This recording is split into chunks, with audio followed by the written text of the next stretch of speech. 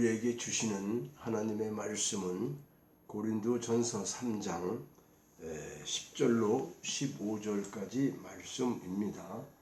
제가 봉독해 올리겠습니다.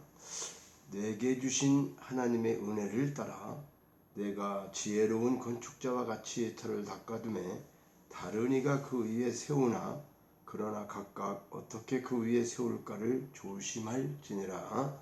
이 닦아둔 것 외에 능히 다른 터를 닦아둘 자가 없으니 이 터는 곧 예수 그리스도라. 만일 누구든지 금이나 은이나 보석이나 나무나 풀이나 집으로 이 터 위에 세우면 각 사람의 공적이 나타날 터인데 그날이 공적을 밝히리니 이는 불로 나타내고 그 불이 각 사람의 공적이 어떠한 것을 시험할 것이니라. 만일 누구든지 그 위에 세운 공적이 그대로 있으면 상을 받고 누구든지 그 공적이 불타면 해를 받으리니 그러나 자신은 구원을 받되 불 가운데서 받은 것 같으리라. 아멘. 지난 시간은 마태복음 7장 24절로 27절에 대한 말씀에서 반석 위에 집을 지어라, 반석 위에 집을 지어라 라고 하는 말씀으로 말씀을 드리면서 성경은 창세기 1장 1절부터 계시록까지 계속 우리 안에 집을 짓는 이야기다라고 말씀을 했습니다. 그 창세기 첫째 날부터 일곱째 날까지 우주 창조, 자연 창조가 아닌 우리 심령, 마음 심령 속에 집을 짓는 그런 관점으로 성경을 보아야 한다. 이렇게 말씀을 드렸습니다. 여러분들 집을 잘 짓고 계십니까? 집 짓는 일이 참 쉽지 않고 어렵지요. 내가 지으려고 하면 힘든 것입니다. 성령께서 내 안에서 하나님이 원하시는 집을 지을 때 우리의 마음은 그저 우리가 건축을 하면 기술자들이 건물을 짓고 있잖아요. 그러면 거기 기술자 아닌 사람들이 그분 보조를 맞춰주는 뒷일을 하는 디모드와 같은 그런 사람들은 순종만 하면 되는 거죠. 이렇게 된 것은 우리가 순종하면 되는 것이다. 자, 오늘 주제는 예수 그리스도의 터 위에 세우는 예수 그리스도의 터, 그 위에 세우는 공적에 따른 상급이 뭐냐? 예수 그리스도 터 위에 세우는 공적에 따르는 상급. 자, 그리스도 터 위의 공적이라는 것은 첫째는 하나님이 주신 은사를 따라 각각 하나님의 일을 해야 한다. 그러니까 뭐냐면 3장 10절에서 바울은 내게 주신 하나님의 은혜를 따라 내가 지혜로운 건축자와 같이 터를 닦아둠에 자신이 고린도 교회의 터를 닦았다고 고백하고 있습니다. 바울은 고린도에 도착한 지 한 1년 반쯤 되어서 그 선택의 기로에 서 있었던 것 같습니다. 왜냐하면 계속해서 고린도에 머무를 것이냐, 그렇게 있을 수도 있었죠. 그런데 개척한 교회에서 머물러서 사도로서의 또한 목회자로서 자신이 전도한 사람들을 양육할 수도 있었죠. 어쩌면 이런 삶이 더 자기에는 안정적이고 또 풍요로운지도 모릅니다. 만일 그가 고린도 교회에 그냥 머물러 있었다고 한다면 거짓 교사들이 고린도 교회에 발붙이지는 못했을 것입니다. 또한 자신의 사도다 아니다 이런 의심마저 받는 그런 수모도 당하지 않았을 것입니다. 하지만 그는 고린도를 떠나게 되었습니다. 왜 떠났습니까?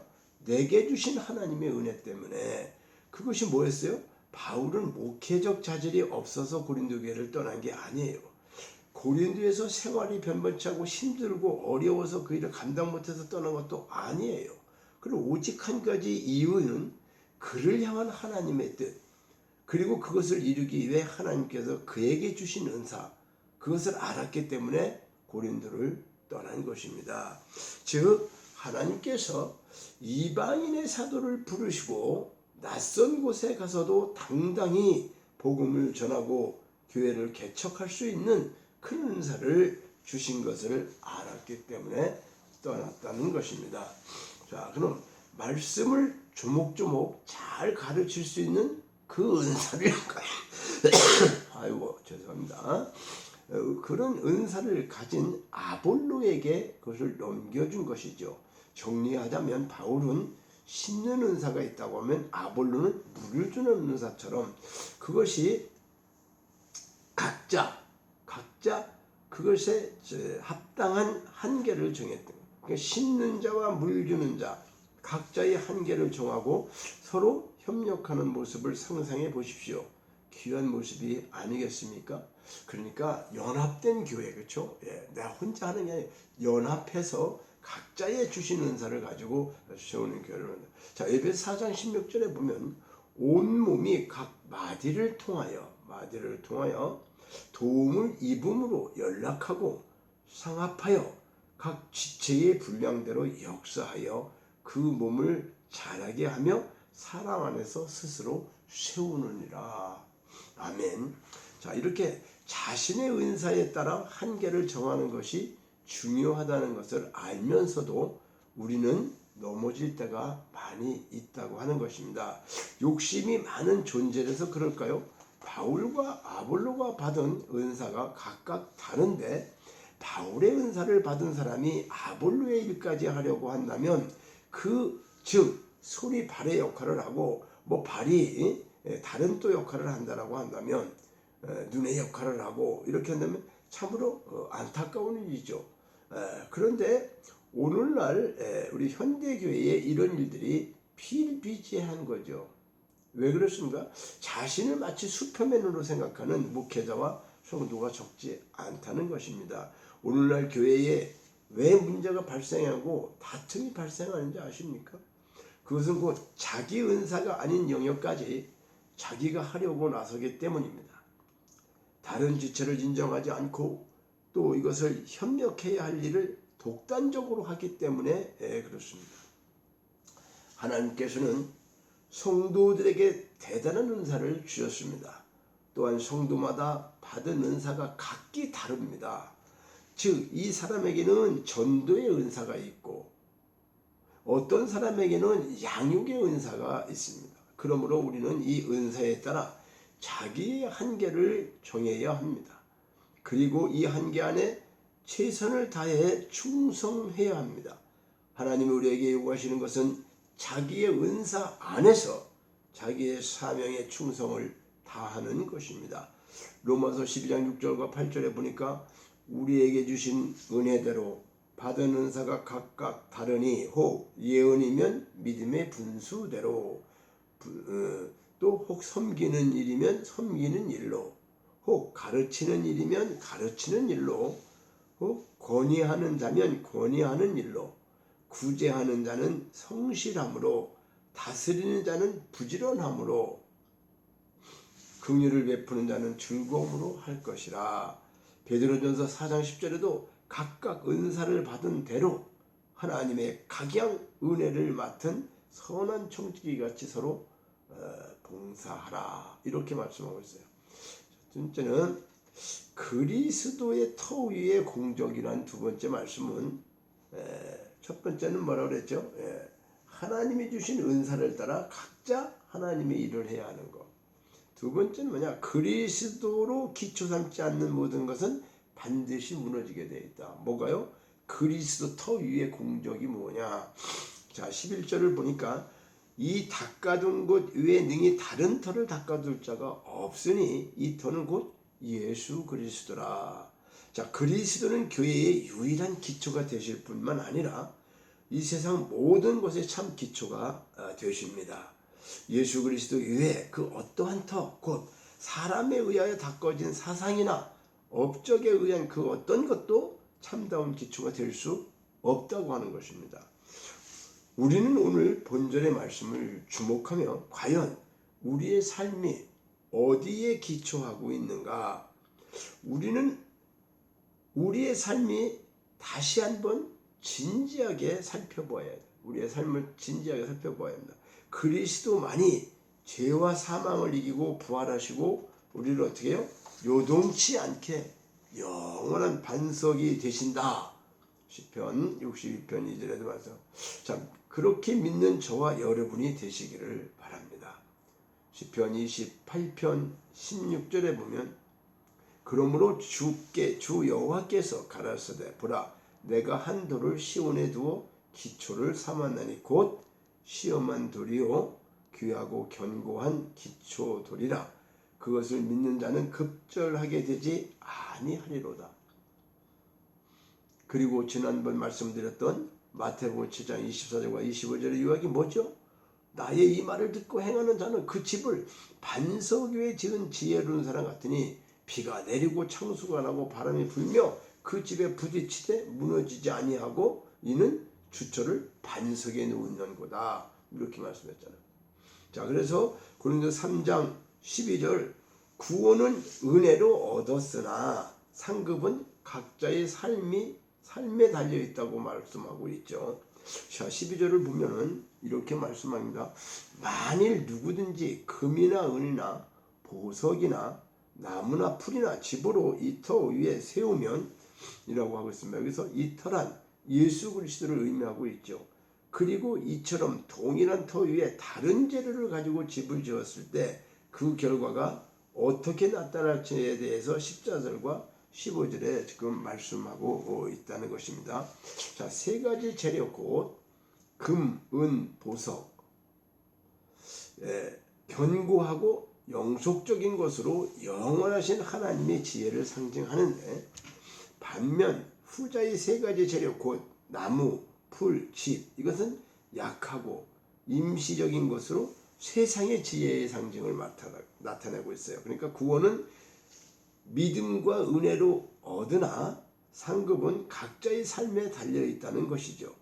종교개혁 이후 구원은 오직 믿음으로라고 하는 모토 아래 신앙생활을 해왔습니다. 행위가 아닌 믿음으로 구원을 얻는다는 성경적 진리를 회복했습니다. 그리고 이는 참으로 귀한 일인데 왜냐? 구원은 인간의 행위로 말미암는 것이 아니라 오직 하나님의 뜻과 그분의 은혜로 말미암는 것을 성경이 일관되게 말씀하고 있기 때문입니다.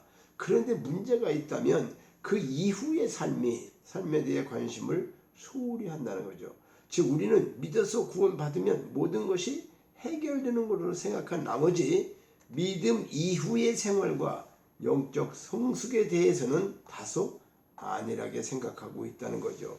즉 어떤 사람은 금은 보석과 같이 귀한 재료로 짓는가 하면 어떤 사람은 나무나 풀과 집과 같은 천한 재료로 짓기도 하는데 물론 여기서 금은 보석이나 나무, 풀, 집은 본문에서 상징하는 의미라기보다는 신앙적, 도덕적 행위와 열매로 말하는 것인데 하여튼 어떤 재료 신앙의 집을 짓느냐에 따라 구원 이후의 상급에는 천양지차의 차이가 있다는 거죠. 마지막 날 모든 불시험을 이기고 많은 상급과 함께 자랑스러운 모습으로 생명과 영광의 부활에 들어가는 성도들이 되어야 할 것입니다. 마태복음 16장 27절에 인자가 아버지의 영광으로 그 천사들과 함께 오리니 그때에 각 사람의 행한 대로 갚으리라. 계시록 21장 12절에 보면 보라 내가 속히 오리니 내가 줄 상이 내게 있어 각 사람에게 그의 일한 대로 갚아주리라. 자, 세 번째로는 그리스도 이외의 공적이라고 하는 것이 뭘까? 두 번째는 자, 우리 신앙의 건축물도 중공검사를 받을 때가 반드시 온다는 거죠. 13절을 봅니다. 13절을 보니까 각 사람의 공적이 나타날 터인데 여기요. 그날의 공적을 밝히리니 이는 불로 나타내고 그 불이 각 사람의 공적이 어떠한 것을 시험할 것임이라고 하고 있습니다. 여기서 그날에 대해서 여러 가지 견해가 있지만 그리스도의 재림의 날이라고 해야 할 것입니다. 오늘날 성도들 가운데 이신득이 곧 믿음으로 구원을 얻는다는 말씀을 지나치게 신뢰한 나머지 믿는 자는 구원을 받았으며 따라서 심판이란 불신자가 받는 것이지 믿는 자는 받지 않는다. 뭐 이렇게 생각하는 분들이 적지 않은 것 같습니다. 하지만 성경은 분명히 말씀하고 있습니다. 곧 우리 모두가 반드시 그리스도의 심판대 앞에 설 것이라고 말하고 있습니다. 자, 로마서 10장 10절에 우리가 그리스도를 믿는다고 입으로 고백하고 교회에서 신앙생활을 했다고 해서 모두 다 자동적으로 구원에 이르는 것은 아니라고 하는 것이죠. 자, 우리는 마지막 때에 그리스도의 심판대 앞에 서서 그 신앙의 진실성 여부를 검증받게 된다는 거죠. 이는 마치 건축물에 대한 준공검사와 같다는 거죠. 건물이 완성되었다고 하여 그것을 끝나는 것이 아니라 반드시 해당 관청이 어떻게 해요? 준공검사를 받아야 하는 거죠. 아무리 그 건물이 화려하고 웅장하게 지어졌다 해도 정작 관청의 신고한 설계도와 건축법과 같은 관련 법규를 위반해서 검사를 통과하지 못하면 불법 건축물이 되어서 사용하지 못하게 되어 그동안의 노력이 헛수고로 돌아가고 마는 것입니다. 자, 마찬가지로 우리 성도들 역시 신앙의 집을 짓는 자들로서 하나님의 말씀에 따라 신앙의 집을 세우지 않으면 주님께서 재림하시는 그날 그 신앙에 대해 인정을 받지 못하고 부끄러움을 당하게 된다고 하는 것입니다. 자, 주님께서 말씀하시기를 나더러 주여 주여 하는 자마다 천국에 다 들어갈 것이 아니요 다만 하늘에 계신 내 아버지의 뜻대로 행하는 자라야 들어간다. 마태복음 7장 26절에 그러므로 성도 각자는 자신이 바른 신앙의 집을 짓고 있는지 자기를 늘 돌아보아야 할 것입니다. 우리가 그리스도의 심판 날에 당황할 필요는 조금도 없지요. 왜냐하면 자기가 바른 신앙생활을 하고 있다면 그리스도의 심판 날은 도리어 영광에 들어가는 날이 될 것이기 때문입니다. 진실한 성도는 심판 날을 두려워하지 않고 도리어 소망 중에 그 날을 기다립니다. 이는 마치 시험 준비를 열심히 한 학생이 그 좋은 결과를 기대하며 시험날을 기대하는 것과 같습니다. 하나님으로부터는 철저한 불심판이 있음을 기억하며 안일한 자세를 버리고 더욱 분발하여 말씀과 받은 직분을 위해 최선을 다하시기를 바랍니다. 계시록 20장 12절에 또 내가 보니 죽은 자들이 무른 데서 하고 그 보좌 앞에 섰는데 책들이 펴 있다. 또 다른 책이 펴 있다. 곧 생명책이라 죽은 자들이 자기 행위를 따라 책들에 기록된 대로 심판을 받으리니 계시록 22장 12절에 보면 보라 내가 속히 오리니 내가 줄상이 내게 있어 각 사람에게 그의 일한 대로 갚아주리라. 자, 하나님은 3D 그러니까 요즘 3D 현상이라는 게 뭐죠? 남이 꺼려하는 일 세 가지 그렇죠? 어떤 직장이나 남이 하기 싫 누구든지 하기 싫은 그 3D 현상이라고 하는데 신앙생활하는 자에게 3D 현상을 잘하는 그러니까 남이 하기 싫은 일을 잘하는 자에게 반드시 상급이 있는데 14절과 15절에 보니까요. 불심판이 있을 때에 성도들의 두 극단적인 모습을 말씀하고 있는데 불시험 후에 공력이 그대로 있는 자는 상을 받고 그 공력이 불타 없어지면 불 속에서 나온 자처럼 부끄러운 모습으로 겨우 구원만 얻게 되리라 라고 하는 것입니다. 그러니까 구원은 우리의 노력으로 이루어지는 게 아니에요. 하나님의 의뢰로 받아요. 근데 구원 받은 자의 삶이 어떤 삶을 우리가 신앙생활 해왔느냐에 따라서 거기에 따라서 하나님께서 금은 보석으로 줬느냐 지푸라기나 풀이나 이런 것들로 주었느냐 이것이 불시험을 통해서 우리에게 나타나게 된다고 하는 거잖아요. 그러니까 어떻게 보면 오늘날의 용어로 표현하자면 한마디 3D 신앙생활이라고 하는 것은 참 어떤 경우에는 힘들죠. 그렇지? 어렵고 힘들고 또 위험하기도 하고 참 더러운 일도 있어요. 뭐를 해서 정말 더러운 일, 어려우며 위험한 일, 이런 신앙생활 속에서 그리스도께서 제자들에게 말씀하신 제자의 삶이 곧 이 3D의 삶과 같기 때문이다. 주님께서는 제자들에게 헐벗고 굶주리며 병들고 옥에 갇히고 그렇게 소외되고 버림받은 자들을 돌보라고 말씀하셨습니다. 마태복음 25장 35절로 36절에 또 누가복음 14장 14절에 그렇다면 이러한 사람들은 어디에 있겠습니까? 깨끗하고 안락한 곳에 있겠습니까? 아닙니다. 이들은 한결같이 더럽고 추하며 어두운 곳에 있는 것이죠. 그러므로 이런 사람들을 찾아보고 위로하며 하나님의 사랑을 전하라. 그들이 살고 있는 더럽고 추한 곳으로 가야 한다는 것. 그리고 그들을 씻기 위해서 자신이 구정물 같은 먼저 그러니까 그런 자들을 구원하기 위해서는 그런 자들을 돕기 위해서는 자신이 그 구정물과 같은 곳에 먼저 담가져야 된다는 거죠. 상처를 싸매주기 위해서 고름이나 피와 이 더러운 것들도 어떻게 해요? 마다하지 않고 한마디로 더럽고 추한 자리로 기꺼이 나아가야 한다는 거예요. 말씀의 불모지로 가기도 해야 합니다. 그런데 이러한 곳은 한결같이 위험하기 때문에 그 일은 어렵기 그지가 없습니다.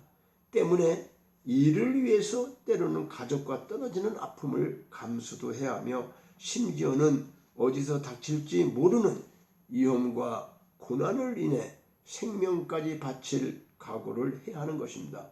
3D의 삶을 살아가지 않으면 안 되는 것입니다. 왜냐하면 그리스도께서 말씀하신 십자가의 길은 이러한 길이기 때문인 것입니다. 마태복음 16장 24절에 보니까 이에 예수께서 제자들에게 이르시되 아무든지 나를 따라오려거든 자기를 부인하고 자기 십자가를 지고 나를 쫓으라는. 데살로니가전서 1장 3절에 보니까 너희 믿음의 역사와 사랑의 수고와 우리 주 예수 그리스도에 대한 소망의 인내를 우리 하나님 아버지 앞에서 쉬지 않고 기억함이니.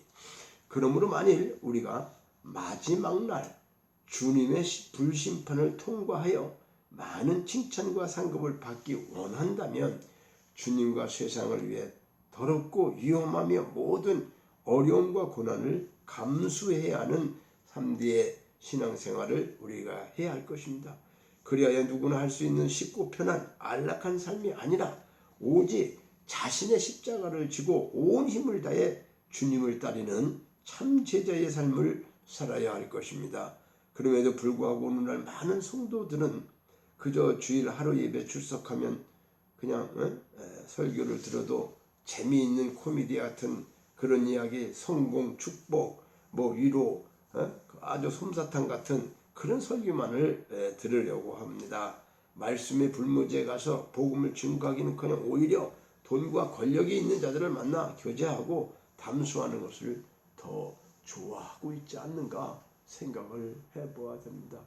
이것은 오늘 우리에게 주시는 하나님 말씀, 집을 짓는다고 하는, 내 안에 집을 짓는다고 하는 것은 내의 그 옛 모습, 옛사람, 과거의 그 모든 것들은 다 잊어버리고 그건 다 흘러가 버리고 성령께서 내 안에 빛으로 비춰주시고 하나님 말씀을 주셔서 그 말씀 안에 심령이 이루어질 때, 건축이 이루어질 때에 모든 것들 안에 있었던 모든 것들이 다 배설물처럼 흘러가고 생명이 말씀이 되신 예수 그리스도 그분이 주셨던 생명을 통해서 우리가 새로운 피조물, 창조, 태초 이 모든 것들이 우주 만물을 짓는 창세기에 대한 그런 것이 아니라 우리 삶 속에 적용이 되는 것인가.